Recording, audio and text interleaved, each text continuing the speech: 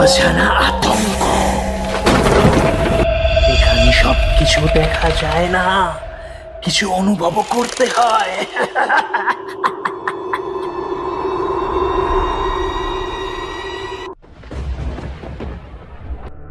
আমাদের আজকের ভৌতিক নিবেদন আননোন কলার। স্নিগ্ধা এক আন্তর্জাতিক কল সেন্টারে কাজ করে নাইট শিফটে। ওর টিম রাত 12টা থেকে ভোর 6টা পর্যন্ত কল হ্যান্ডেল করে। যুক্তরাজ্য থেকে আগত ক্লায়েন্টদের কল হ্যান্ডেল করে তারা। একদিন ভোর 3টে নাগাদ ওর ডেস্কে একটা ইনবাউন্ড আননোন কল আসে। ডিসপ্লেতে কোনো নাম নেই, শুধু লেখা 000000000। স্নিগ্ধা ভীষণই কনফিউজড, কিন্তু রিসিভ করে সেই কলটা। কলের ওপাশে একজন মহিলা কথা বলে। গলাটা ভীষণই শান্ত, কিন্তু অস্বাভাবিক ঠান্ডা। মহিলা বলে, আমার কানেকশন কেটে গেছে, আবার জুড়ে দাও না। আমার কানেকশন কেটে গেছে, আবার জুড়ে দাও না। দাও না জুড়ে।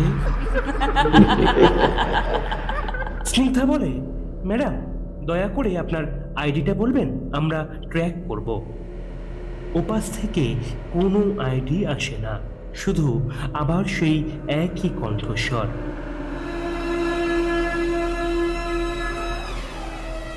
জুড়ে দাও না, দাও না জুড়ে।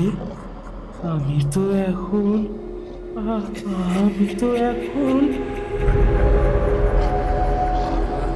স্নিগ্ধা ভয় পেয়ে লাইনটা কেটে দেয়। পরের দিন আবার সেই একই সময় 3:03 সেই কল আসে।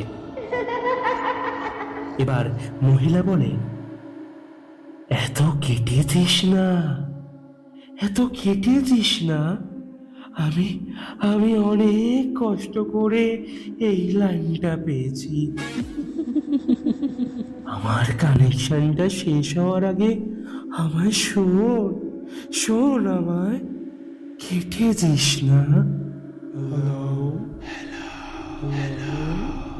ততক্ষণে স্নিগ্ধা নোট করে দেখে এই নাম্বারটা কোম্পানির কোনো এক পুরনো এমপ্লয়ির নামে রেজিস্টার্ড, যিনি ঠিক এই ডেস্কেই বসতেন, কিন্তু 3 বছর আগে হৃদরোগে আক্রান্ত হয়ে অফিসেই মারা যান।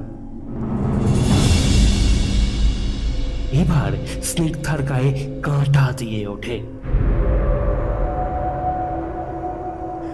ওপাশ থেকে হঠাৎ শুনতে পায়, তুই আমার জায়গায় বসে আছিস, তুই তো জানিস না আমি এখনো ডিউটি থেকে ছুটি পাইনি। তুই আমার জায়গায় বসে আছিস, তুই তো জানিস না আমি এখনো ডিউটি থেকে ছুটি পাইনি রে।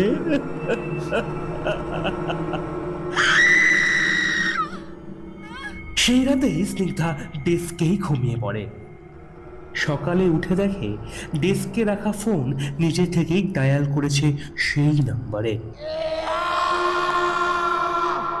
আর স্ক্রিনে লেখা কল ডিউরেশন 66 মিনিট 06 সেকেন্ড। সেই রাতে অফিসের সার্ভার রুমে শর্ট সার্কিট হয়, আর সিসিটিভি ফুটেজে দেখা যায় স্নিগ্ধার ডেস্কের পাশেই দাঁড়িয়ে এক সাদা কাপড়ের মহিলা। ধীরে ধীরে ফোনের রিসিভার তুলে নিজের কানে রাখছে তিনি।